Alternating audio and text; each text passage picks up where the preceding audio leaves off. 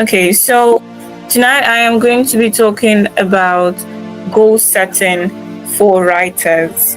Goal setting for writers. I had to use a subtitle, Success for the Brave, because when it comes to goal setting is a lot more than just writing out goals and just dreaming.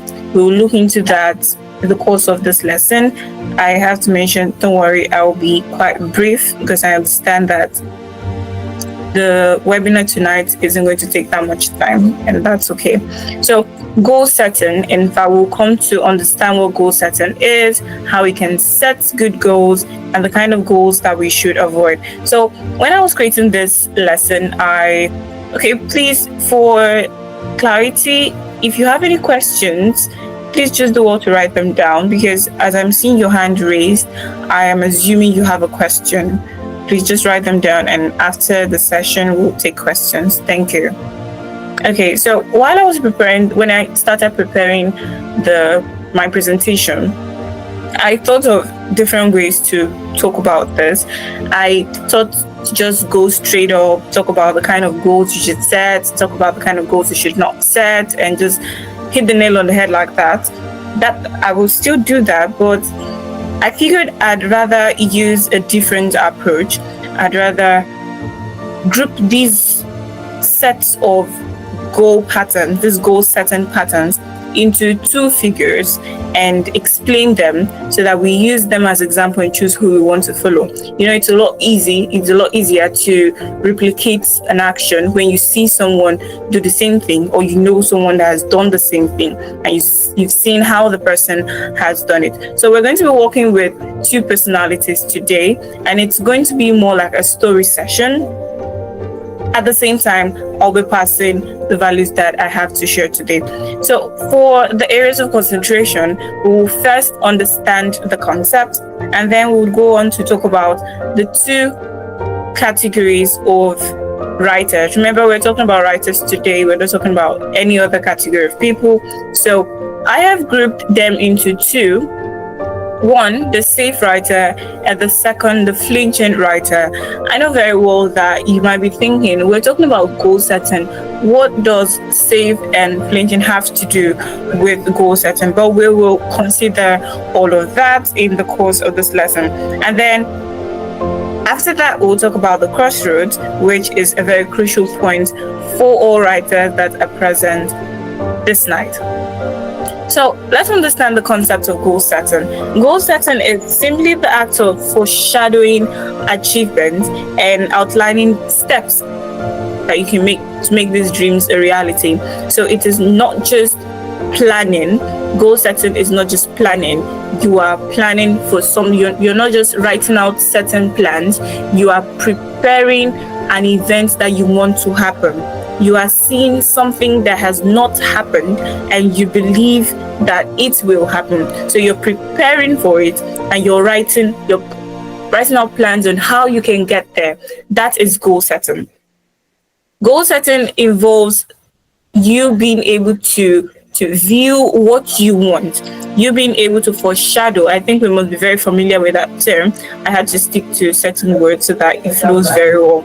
You being able to foreshadow what will happen, and it is more like creating your dream life. It's more like creating your dream experience, and then in doing so, you do not just create them, you outline how you want to make those things happen. So it's more like you're putting things in place for yourself, like you're the controller of the events that happen to you. Of course, there will be other activities that will come to play, interrupt certain processes, but your goal setting is like a roadmap on how you're getting to a particular destination. Now, the goal setting does not just have to be vague and something out of the blue.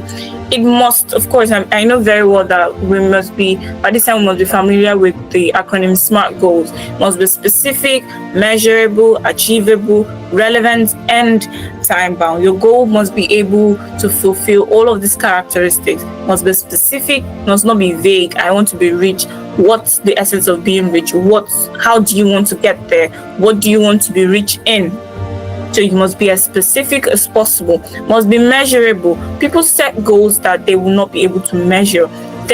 you may not be able to measure them in numbers. There should be a criteria for you to be able to measure your goals. You could measure your goals aside numbers. You could measure your goals from responses, from feedbacks of people. You could measure your goals from the responses. I've mentioned responses, from the recommendations you get from people, and from how people value what you have done. And it could serve as a measurement to say, okay, I have done well, or I have not done well, or I have achieved what I wanted, or I have not achieved what I wanted. There are different ways to measure different goals, and that has to come to play based on the kind of goal that you have and that you are targeting.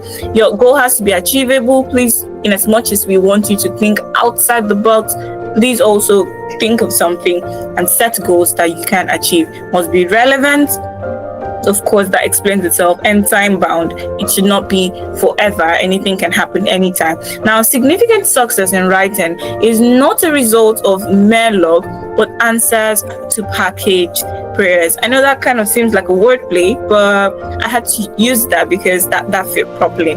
Now, when you set goals, especially I'm bringing it down to writing now. When you set goals in writing and you see people that have gotten success. Okay, it's really good to know you can see the screen. Thank God. Okay, you see people that have been successful, that have become successful in writing. It is not due to mere luck. It is due to the fact that they have gotten answers to the prayers that they have given out. And I wrote here that it is packaged prayers. So they're not just delivering the prayers like that. They're not just giving out the prayers like that. They package it. They present it. They know how to prepare it and prepare themselves. So I'm using that prayers as figurative because when you set a goal, you are making a prayer. It is what you want to happen and you are preparing yourself for it. So when you package that prayer, meaning you're adding specifications and you're saying, this is how I want it to be, this is how I do not want it to be, this is how I want to get it, this is how I don't want it to come this way. And when you get an answer to a packaged prayer, it is definitely significant success, especially in writing. Now, this does not mean that the success of goal setting lies purely in religion and in prayers. The packaged prayers here, I am not referring to religion. I'm just using it to explain the concept of goal setting. So if you're still with me and you're following and you can hear me, please do well to leave a thumbs up emoji while we move to the next segment of my session. Thank you very much. Thank you. Thank you, Favor. Okay.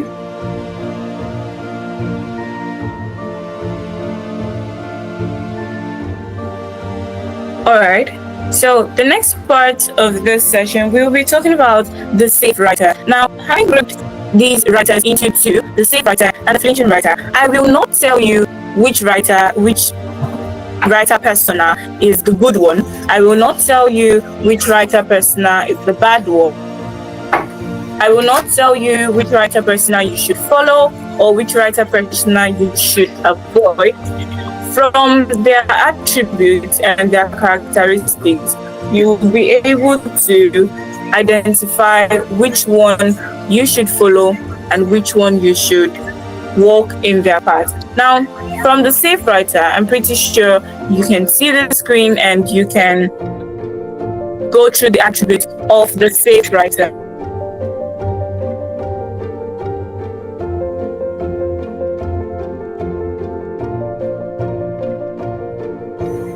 Sorry about that interruption. The safe writer. Now, the safe writer is secure in his coven. He doesn't go outside his... I think I made a mistake here.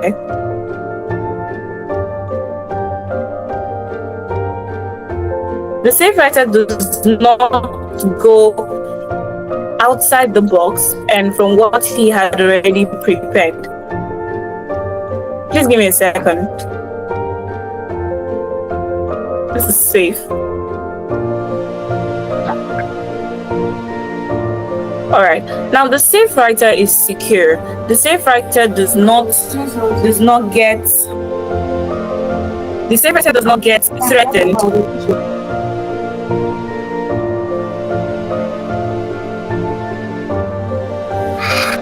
The safe writer is secure in his coven. He's not threatened by failures. He's not threatened by the possibilities of losing his career. He's not threatened by any risks. He's not threatened by any wrong steps. He's not threatened by any mistakes. He is safe. He knows his boundaries. He works with what he has. His circle is secure. He knows what to do and he sticks to it. That is a safe writer. Now, a safe writer knows his abilities and he works only on them. He knows that, okay, I wouldn't be able to do this, and so I am not even trying to do that so that I do not disappoint by any means. This is what I know how to do, and I'm going to stay with this no matter what happens. Regardless of the scenario, do not expect me to do anything more than this, because this is what I have to do and this is what I will do. And I know very well that in your mind you are considering, should I be like the safe writer? But by the time we consider the safe writer, we consider the flinching writer, you would come to choose at the crossroads who you should be like. Now, the safe writer does not need more knowledge. He believes he can achieve a lot with what he has. I've gathered a lot of knowledge already. I have a lot of certificates. I have a lot of experience. I've written so many books. What's the essence of gaining more? I don't need to gain more. I can work with what I have. I can expand on what I have. I can get results with what I have. And there is absolutely no need to get any more knowledge. That is the feature of the safe writer in goal setting. So when he sets his goals, he knows very well that I don't need any more knowledge. I don't need knowledge anymore to get to this point. The knowledge that I have will help me get to this level. The fourth one rather, is that the safe writer does not like stress. To him, going with the flow is the best option to help his creativity rhyme with what is already in the market. So the safe writer doesn't have time to be thinking outside the box. He understands that this is what is already in the market. This is what people are already following. So what's the big deal? Why do I stress myself? I just do what they've done, succeed how they've succeeded, and that's the end of the story. So the safe writer doesn't have the time to start stressing himself, late night, excessive thinking, giving consideration to things that ordinarily he wouldn't have, just so that he can be different. No, the safe writer, he doesn't have that time. He does things smoothly, goes with the flow, and most times the safe writer actually gets results because the safe writer does replicate steps that have already been taking place. Now, the safe writer sets very, very big goals and believes he will figure it all out as he goes on. He is a big dreamer, so he thinks way beyond his limits. The safe writer thinks a whole lot. Big goals. It sets really big goals. The safe writer can be selling 2 copies of a book in a whole month, has no other visibility strategy, does not like stress. Remember, he doesn't want to gather more knowledge, and he believes that by the end of 2 months he would now be able to make 3,000 sales of his book. That is an attribute of the safe writer. That's very big goals, and the safe writer does not bother. I mean, why would I stress myself to start writing out the steps that I should use to achieve these goals? No, I'll figure it out as I go on. The safe writer thinks that way and does not like the tough procedures that come in goal setting. Now, the safe writer does not own any stage. We mentioned earlier that the safe writer does not like stress. So owning a stage is not his business. All he wants to do is just write his work. If they take it, fine. If they don't, beautiful. The safe writer isn't bothered. The safe writer does not own any stage. He doesn't have people that recognize him for what he does or what she does. The safe writer does not have people that give him value or pay for his value rather. The safe writer does not have places he can talk and get recognized in the midst of others. He does not own any stage. He does not have that much authority in his field, and he's playing it safe. What's the need to risk it? Why should I risk all my years of writing for a single writing project?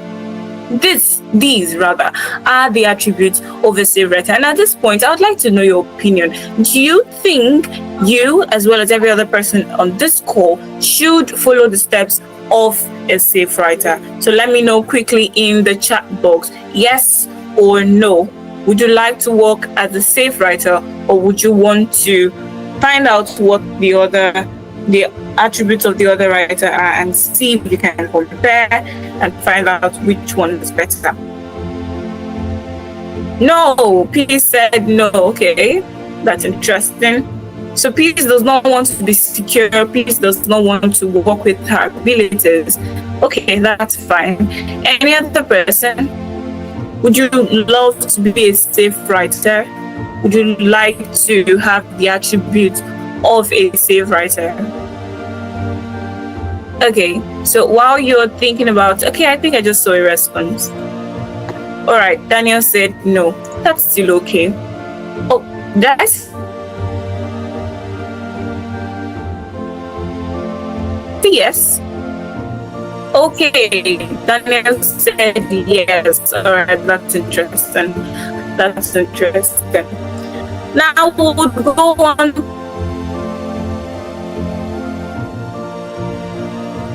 to look at the next person, the next writer persona, and that's the flinching writer. Now, unlike the safe writer, the flinching writer is not afraid. The flinching writer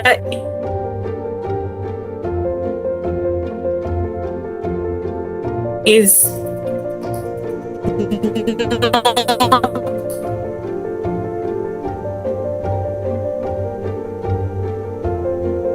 afraid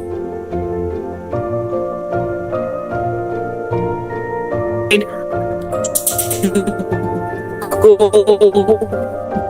big. The flinching writer is not afraid at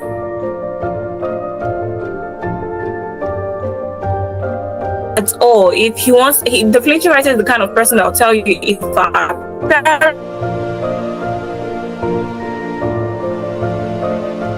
perish, girl, I perish. I do not care what happens. What happens is that I am going to do this, and I'm going to be this, and I do not care the toughness and how rough the road will be. I am going to try as much as I can to go as big as possible. Now, the flinching writer stretches his abilities regardless of seasonal block. The flinching writer flinches times record.